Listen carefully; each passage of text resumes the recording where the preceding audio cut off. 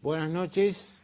Vamos a tener hoy un programa muy importante por la trascendencia del invitado, que es Ceferino Reato, un periodista que con su libro Operación Traviata ha provocado un cambio no solamente en la investigación del asesinato de José Antonio Rucci, sino de muchas víctimas en los 70 de organizaciones guerrilleras. Por lo tanto, vamos a hacer una editorial, un introito muy cortito para reflejar lo que está pasando en estos días y aprovechar la presencia de Reato. Creo que la economía se ha posado como el factor más importante en la Argentina, pese a aquellas tonteras que se decían al inicio de la crisis financiera en Estados Unidos, de que no iba a repercutir en Argentina,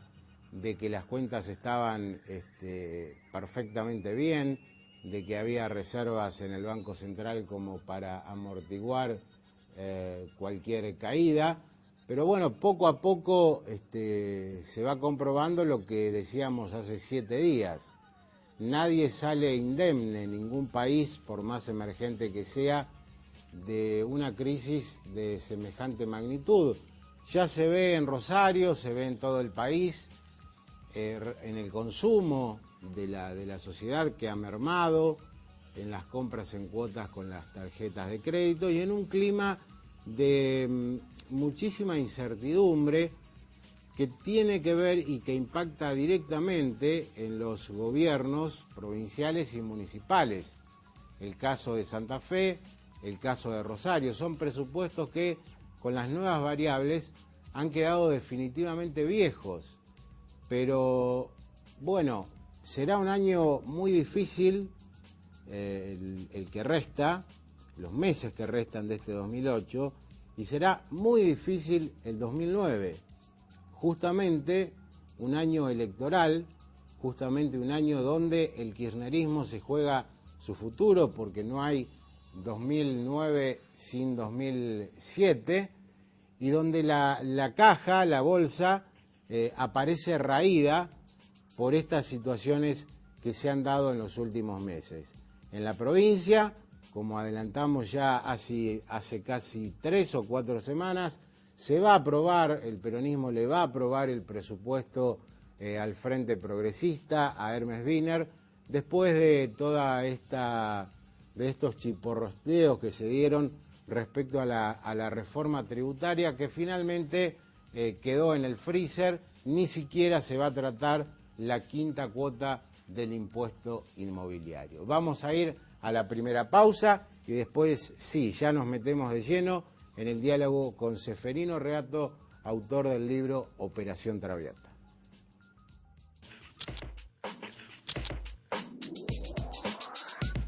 Muestro a cámara el libro que ha sacudido a la opinión pública, que ha sacudido a la clase política, a la justicia. Ceferino Reato, Operación Traviata, ¿Quién mató a Rucci? La verdadera historia. Está con nosotros el autor, bienvenido. Muchas gracias por invitarme. Bueno, hemos leído numerosas entrevistas, el libro. Usted dice, incluso en la mismísima tapa, que es un libro políticamente incorrecto porque en medio de todo este vendaval de juicios por la verdad, aparece un tema que estaba escondido, ¿no? Que a veces amagaba con salir a la superficie, pero que no se terminaba de concretar, que tenía que ver con los asesinatos de la guerrilla.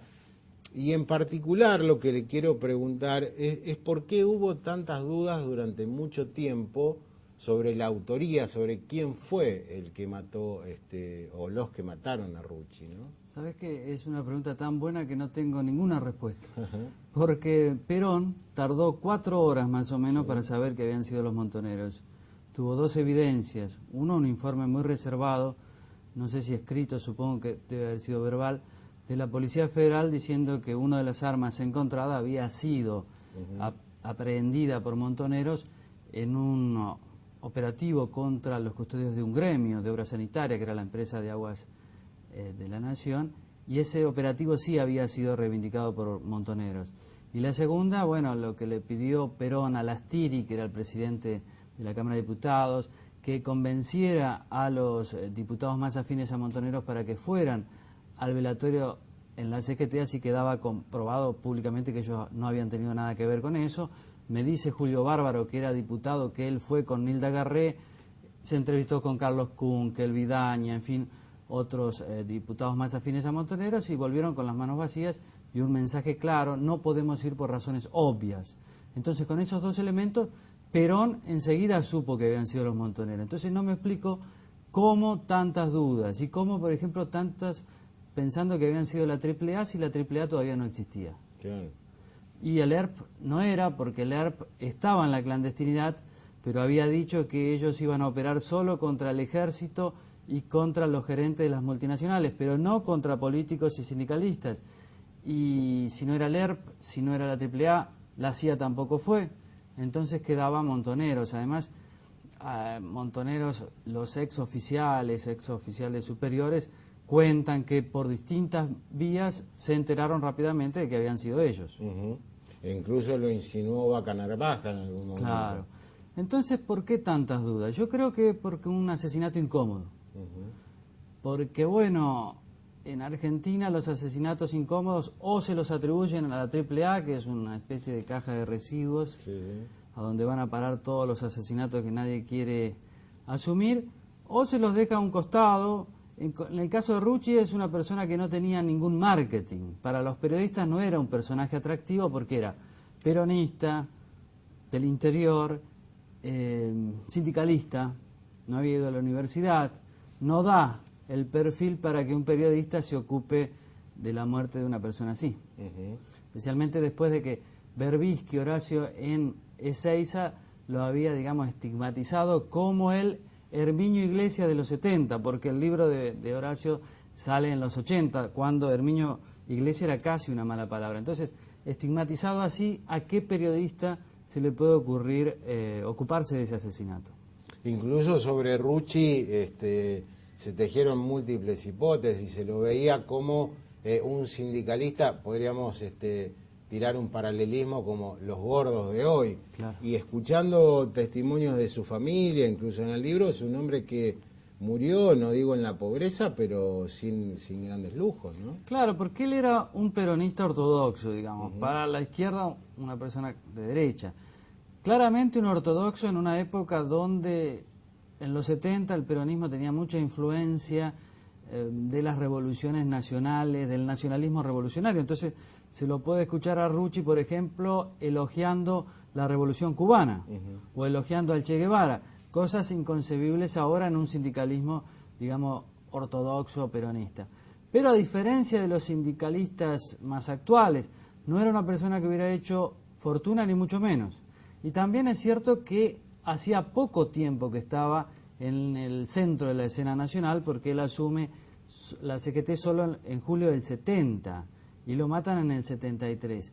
Y su característica fundamental, más que ideológica, era la lealtad a Perón. Él creía en el peronismo con Perón, a diferencia de Lorenzo Miguel y del bandorismo, que era un sindicalismo mucho más autónomo, por la capacidad de liderazgo de Bandor, por los intereses que tenía que defender, por la centralidad que tenían los metalúrgicos y la CGT. Entonces él le viene a Perón como anillo al dedo, porque Perón tenía con los bandoristas una relación muy tensa. Muchas veces él había sentido, con razón, que Bandor quería un poco reemplazarlo, ¿verdad? Pero son los juegos, digamos, del poder. Encuentra entonces en un metalúrgico como Rucci un ariete, no solo hacia afuera del sindicalismo, sino también hacia adentro del sindicalismo, para conservar su poder, ¿no? El asesinato y las características que lo antecedieron, que usted relata muy detalladamente en el libro, habla de una organización con una logística muy especial. Prepararon un edificio, un departamento que tenía un cartel que decía en alquiler. Allí se habría ocultado el asesino, es decir, estamos hablando de muchísimos involucrados en el Claro, por lo menos llevó 4 meses. Montoneros en ese momento ya estaba aliado a la FARC, las Fuerzas Armadas Revolucionarias, y era la guerrilla más importante de la región. Tenían mucha experiencia en este tipo de ejecuciones, ajusticiamientos o atentados individuales o selectivos, como uno quiera llamarlo, y lo habían seguido durante mucho tiempo. Cada organización político-militar, cada organización guerrillera tenía una lista de sindicalistas o de enemigos a hacer, como decían entre comillas, o sea, a ejecutar.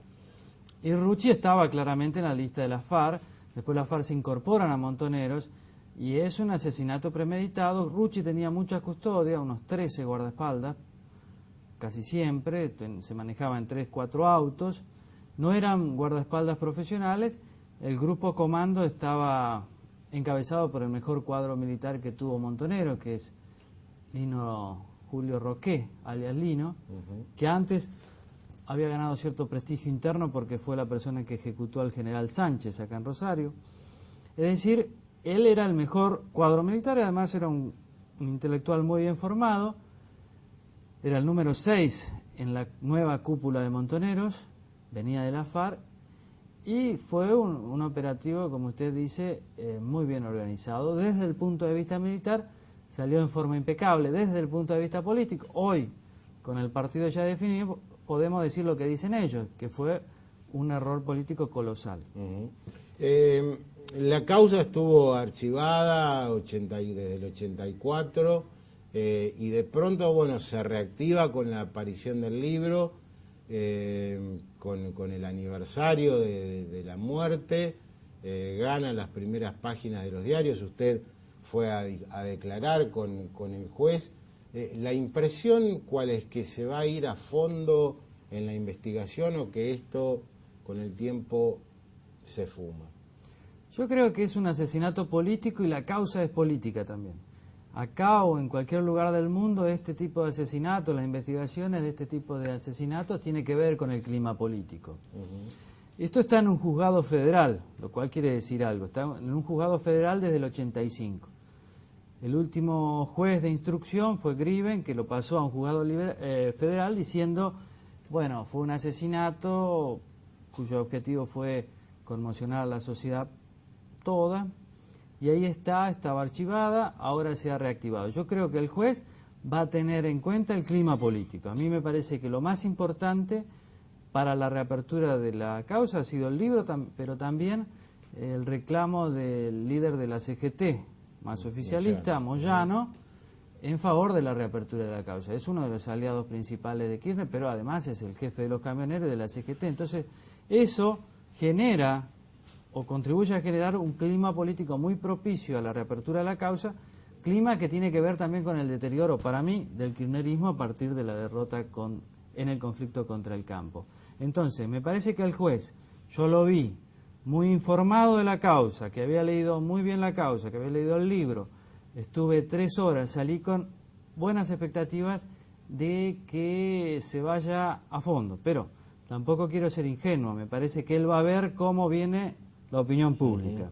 Me parece que él tiene varios caminos, básicamente 2. Uno, trata de llegar a un resultado, digamos, que demuestre que ya pasaron 35 años, que no están las pruebas, que no se encuentra el departamento, que el arma no hay informe de la Policía Federal, en fin, esa es una salida. La otra salida es tomar un camino para encontrar por lo menos la verdad histórica. Es un dilema. Va a tener que ver mucho, me parece, con cómo esté la opinión pública, cómo estén los actores, cómo esté Moyano con el kirchnerismo. Si Kirchner decide virar, digamos, completamente hacia el peronismo o no. En fin, todo lo que sea el clima político, yo creo que el juez va a ser muy celoso en esa interpretación, que por otra parte es lo que ocurre con los jueces federales en todo el mundo. Son muy pendientes de lo que pase. Claro, porque se está dando una cuestión muy curiosa, es decir, en cualquier encuesta la mayoría de la sociedad está a favor de la investigación, pero bueno, aparecen los aliados de izquierda del kirchnerismo. El caso más patético, porque es patética, es el de Bonafini, diciendo que no se debía investigar nada, que Rucci era un asesino, y tal vez si desde el gobierno se dan señales de que se profundice la investigación, se rompan lanzas con un sector que no quiere saber nada con esto. Claro, digamos, los organismos de derechos humanos han sido uno de los puntales del kirchnerismo.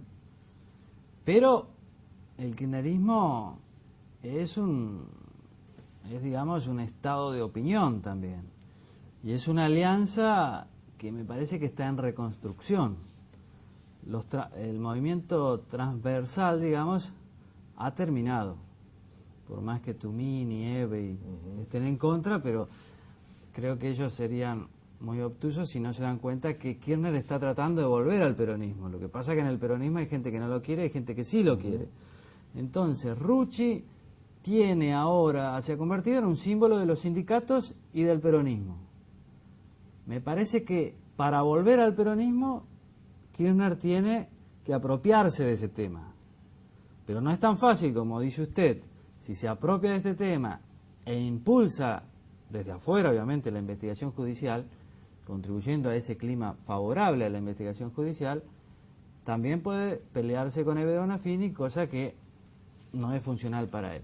Ahora, Eve de Bonafini salió con los tapones de punta, como dicen los futbolistas, contra la investigación judicial. A pesar de eso, la presidenta Cristina Kirchner recibió a los Rucci. No hubo fotos, y eso quiere decir algo. Pero hubo reunión, también quiere decir algo. Es decir, estamos en una situación de empate. Yo creo que va a ser determinante Moyano y los sindicatos.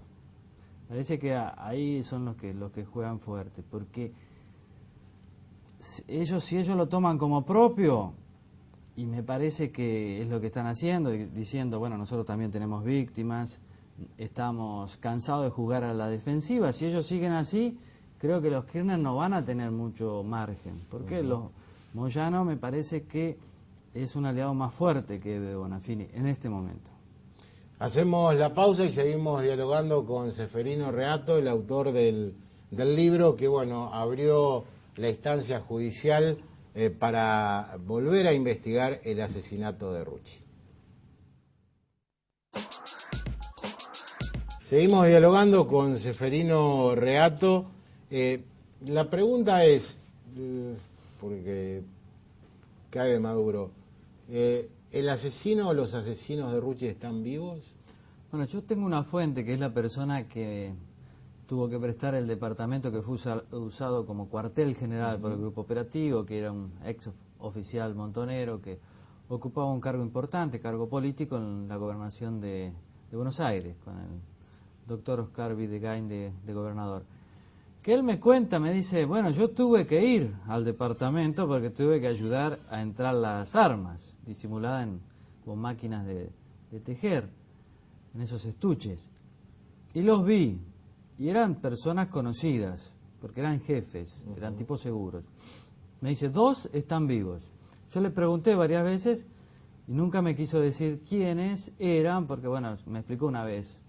Ahí lo tenía anotado, lo fui repasando, y dice, no, cualquier persona que estuvo en la cárcel sabe que cuando hay que dar nombres, solo hay que dar nombres de personas muertas, porque si no pueden tener problemas en una eventual reapertura de la causa, en fin. Me dijo eso y me dio a entender que los conocía.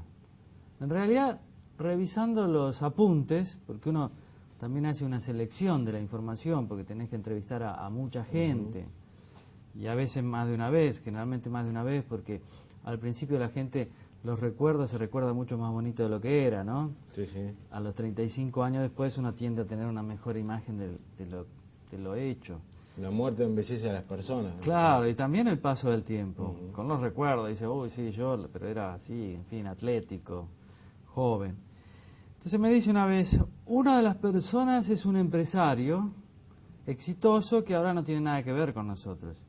¿Ves? Ese tema, yo no lo puse, esa frase, solo puse media línea diciendo 2 están vivos, que me dice esta persona. No sé los nombres, entonces no sé quiénes son. Respecto a mi fuente, me amparé en el secreto periodístico, porque ahí hay que hacer una elección. Sin personas como ellas, sin el testimonio de este tipo de personas, uno no sabría, y la familia de Rucci en primer lugar, cómo fue muerto el padre y por qué. O sea, a veces los periodistas tenemos que usar, a veces nada más, fuentes y garantizarles el anonimato. Pero yo creo que el juez tiene muchos elementos. Como decíamos antes, va a depender de su voluntad, y su voluntad me parece que va a depender de su conciencia, pero también del clima político. La familia de Rucci, sus hijos, lo admiten, no hicieron demasiado durante estos años anteriores a la aparición del libro para buscar la profundización de la investigación, y ahora sí.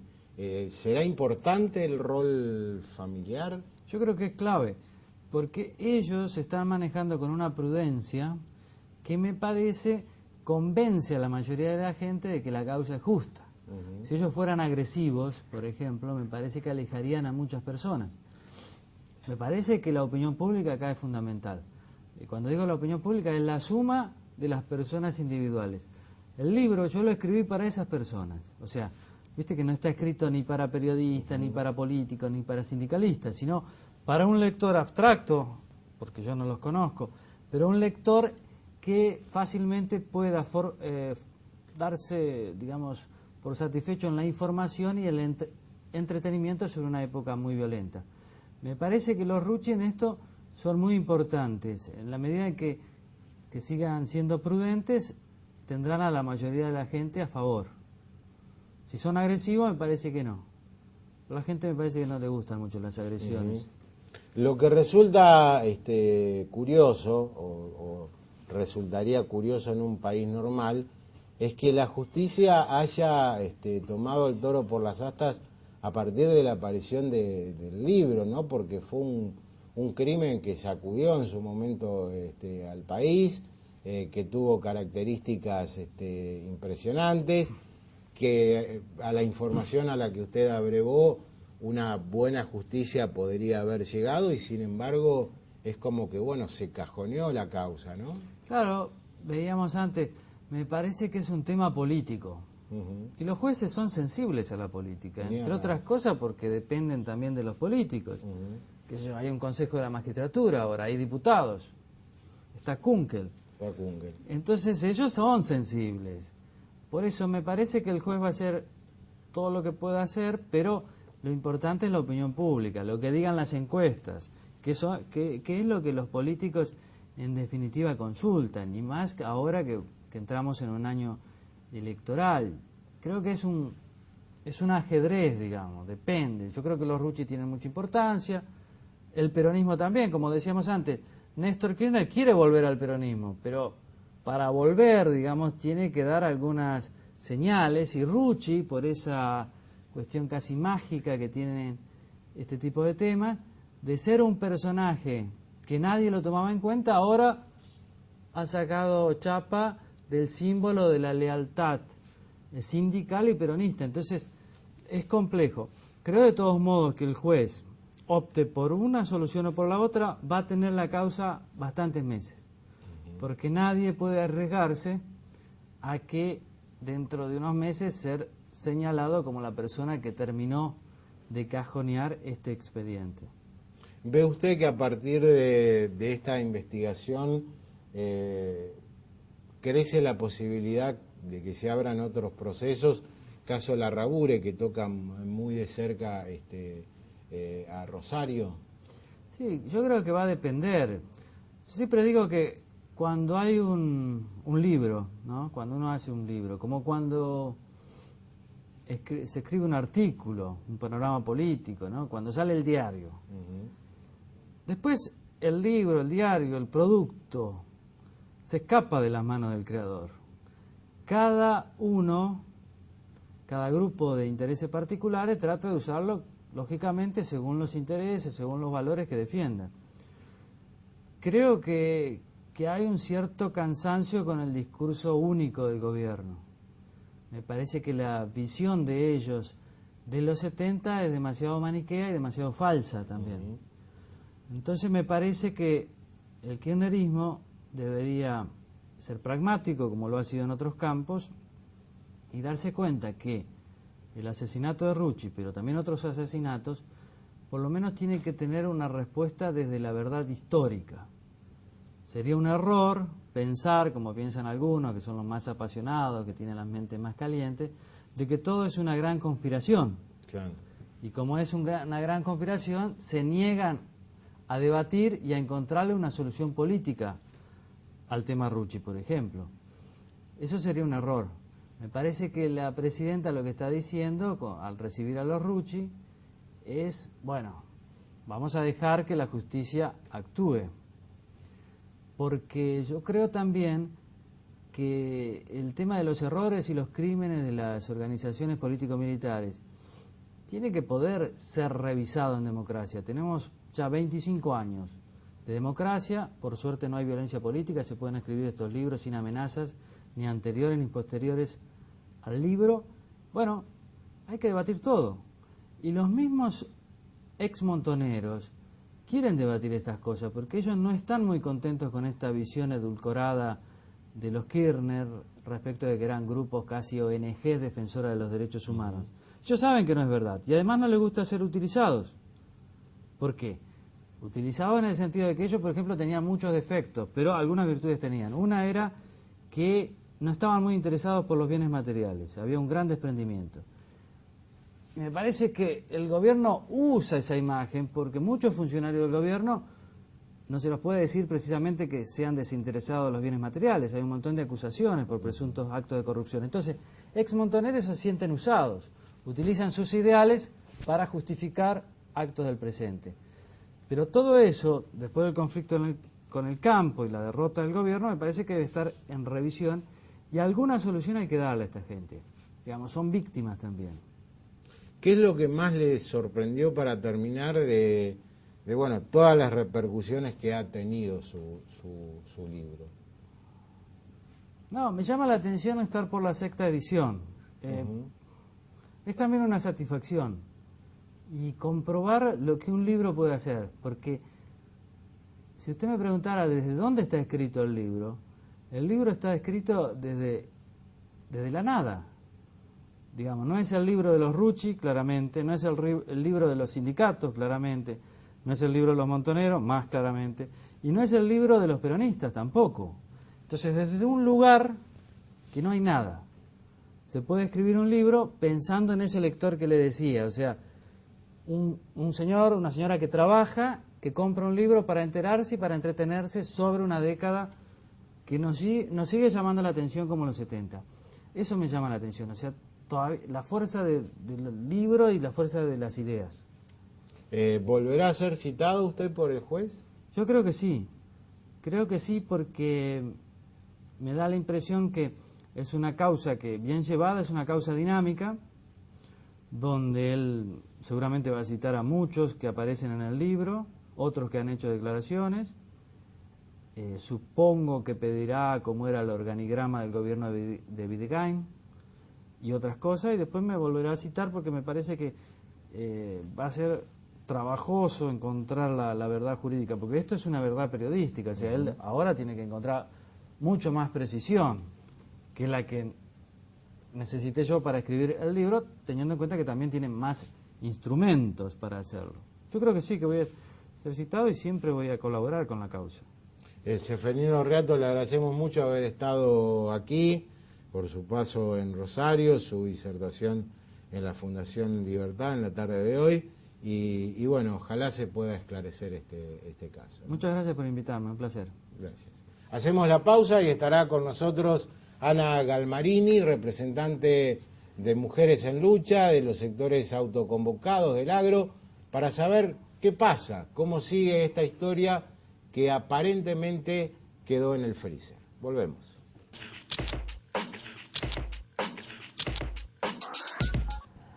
Lo prometido entonces, estamos con Ana Galmarini de Mujeres en Lucha, también integrante de los autoconvocados con la cuestión del agro, y queríamos hablar con Ana. Buenas noches. Buenas noches. Para conocer su opinión, para saber ¿Qué ha pasado después de todo este largo conflicto que, bueno, produjo cimbronazos en todos los sectores? Si se ha hecho algo de parte del gobierno, si el campo hoy está mejor o peor. Bueno, el conflicto fue un conflicto, por supuesto, la rebelión agraria más importante de los últimos 100 años en la Argentina. Hemos logrado, como analizamos a veces las mujeres con los autoconvocados, hemos tenido un gran triunfo político, ¿no es cierto?, porque hemos logrado que se ponga en funcionamiento el Congreso, que se dé marcha atrás con la resolución 125, pero en lo económico no hemos logrado absolutamente nada. Y hoy los pequeños y medianos productores a los cuales nosotros representamos y por el cual tenemos nuestro movimiento, y lo mismo con los autoconvocados del sur de Santa Fe, están en una situación, yo le diría, de pánico lo que están viviendo. Hay pánico de volver a la década del 90, porque estamos volviendo a esa situación donde los pequeños productores no tienen otro camino más que la desaparición. Ustedes imagínense que en este momento cayeron el precio de los commodities, bajaron a la mitad de lo que estaban en pleno conflicto, y las retenciones siguen al 35%. Lo que nosotros veníamos peleando, el tema de la segmentación, no se habla de la segmentación, no hay ningún gesto de la presidenta de poder reunirse con la mesa de enlace, para tratar los temas más urgentes, porque acá no se ha solucionado nada. Volvimos a lo que nos ganamos, en que nosotros que decíamos volver al 11 de marzo para rediscutir toda una política agropecuaria, y bueno, eso no se ha logrado. Y bueno, y ahora en medio de estos, lo de la crisis internacional hace que haya pánico realmente en la gente, porque no es solamente el campo, sino que todos estos pueblos del sur de Santa Fe, que conozco bien, que viven directamente del campo y que tenían una economía floreciente porque las fábricas trabajaban a full. Yo soy de Arteaga, no había un desocupado, al contrario, venía gente de afuera a trabajar a Arteaga, y hoy ya no hay más horas extras, ya están dándole vacaciones a los empleados, o sea que estamos ante una... Y del gobierno no hay ninguna intención de...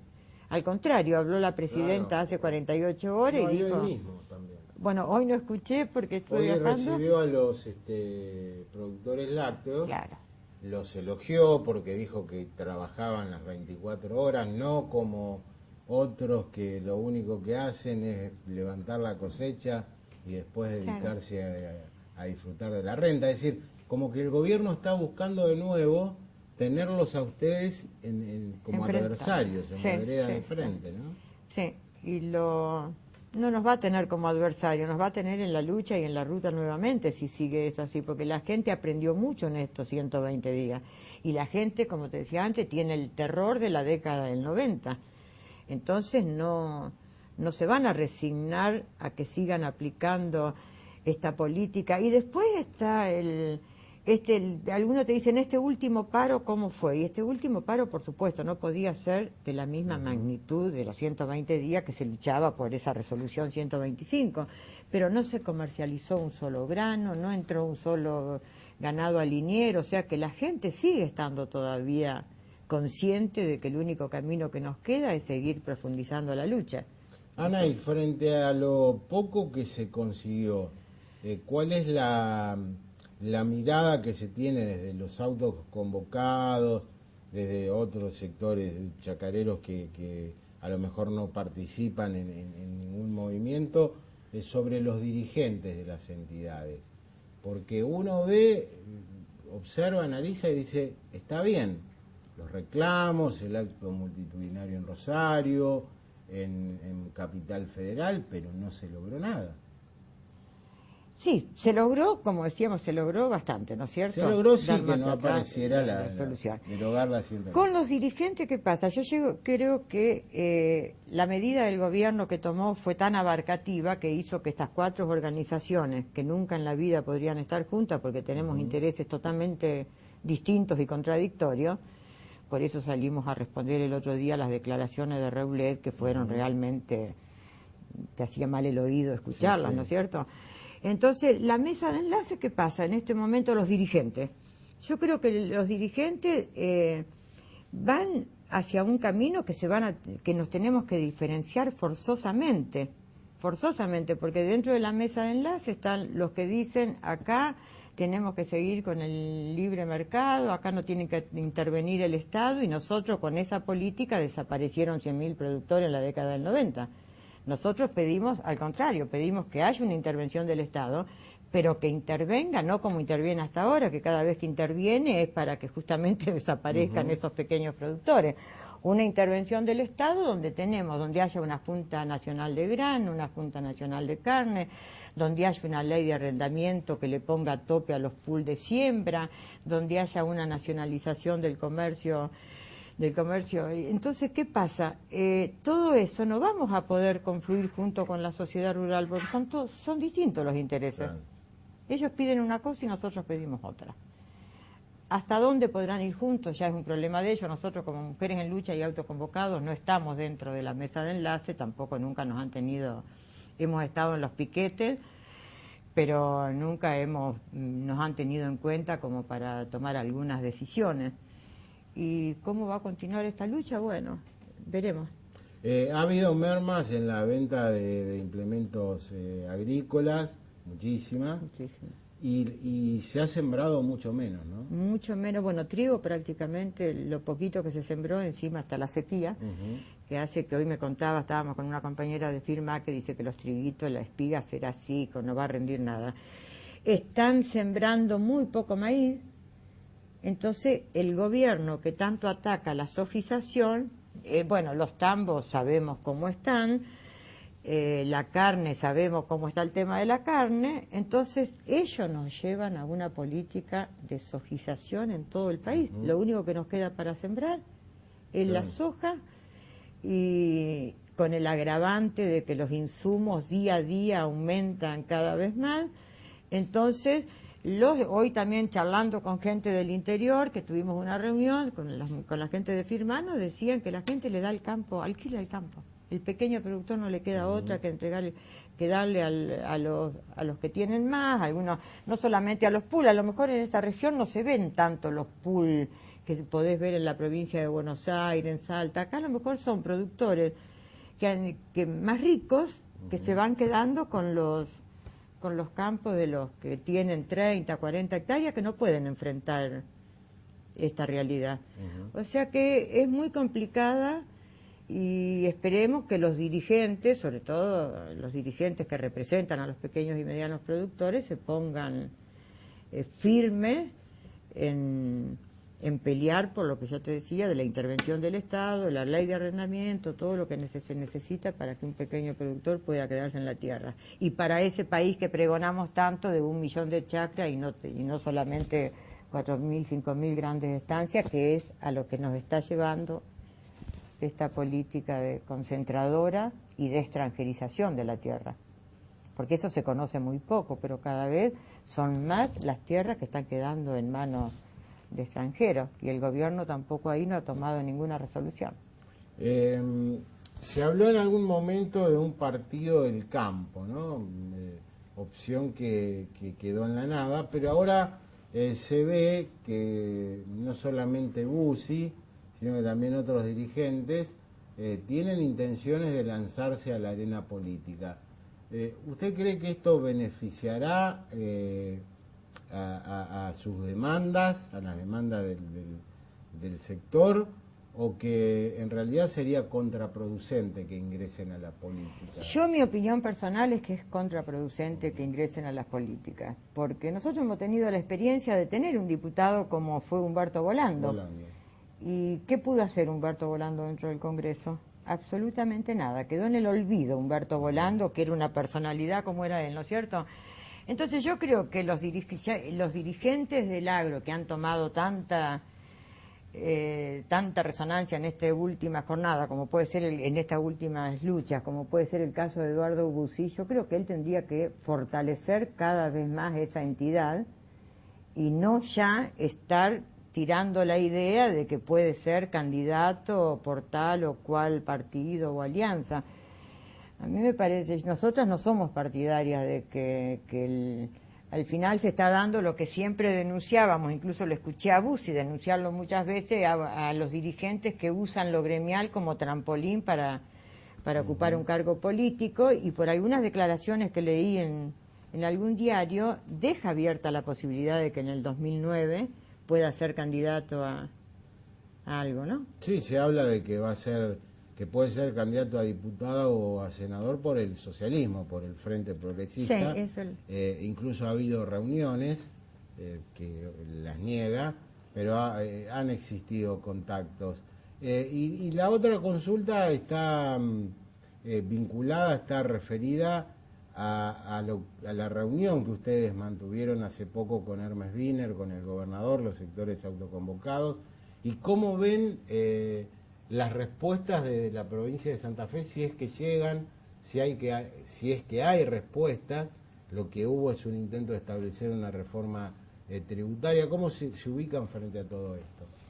Tuvimos esta entrevista con Wiener, fuimos recibidos en los autoconvocados, fue muy receptivo, pero que yo conozca, yo estuve 15 días fuera, fuimos en un trabajo por lo del movimiento de mujeres en lucha, no conozco cómo siguió avanzando lo del impuesto inmobiliario, pero tampoco he visto una reacción o creo que no se va a cobrar la quinta cuota, ¿no? No en este periodo. Sí. No se va a cobrar la quinta cuota hasta ahí, pero todo es muy tibio todavía, la respuesta que estamos teniendo de parte del gobierno provincial también. Es muy tibio. Yo creo que aplicar un aumento del impuesto en un momento que había una sequía, donde se morían las vacas, no se podía sembrar trigo, no se podría sembrar maíz, hablar de eso parecía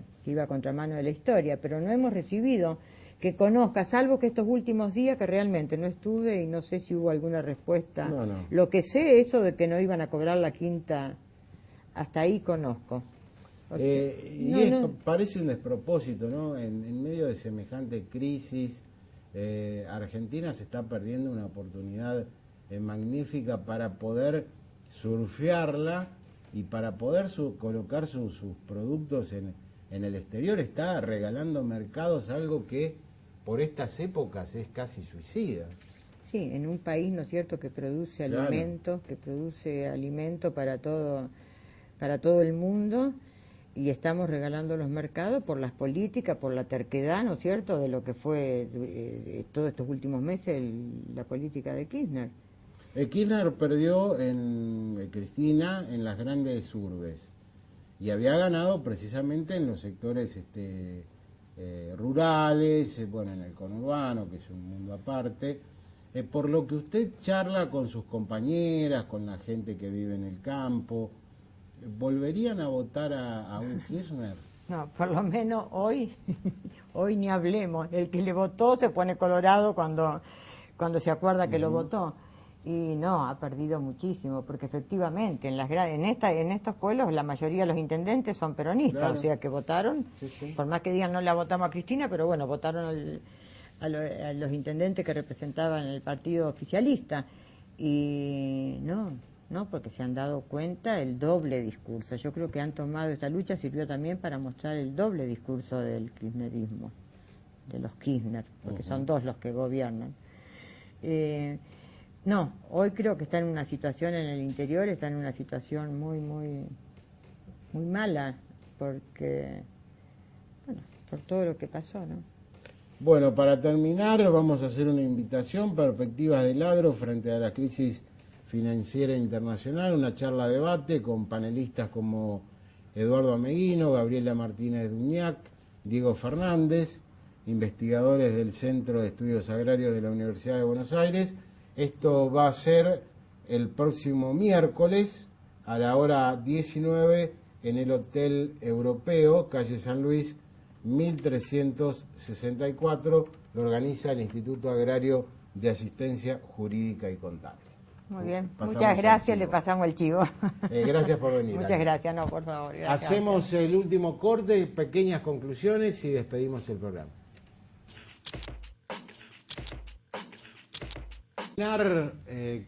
Podemos decir que hemos tenido un programa muy interesante con Seferino Reato, que hoy por hoy es uno de los personajes más buscados por el periodismo en la República Argentina, porque con su libro logró que la justicia reabra un tema emblemático, un caso emblemático como el asesinato de Rucci, que sería apenas un caso testigo, un leading case, para otras investigaciones que podrían sobrevenir respecto a crímenes de la guerrilla. Y por último, nos interesaba escuchar a Ana Galmarini, y vemos que sigue la bronca en el campo, que las cosas en vez de mejorar han empeorado, y que hay nubazones que se posan también en este sector respecto a las políticas que lleva adelante el gobierno nacional. Hasta aquí llegó En Profundidad. Nos reencontramos en 7 días, como siempre.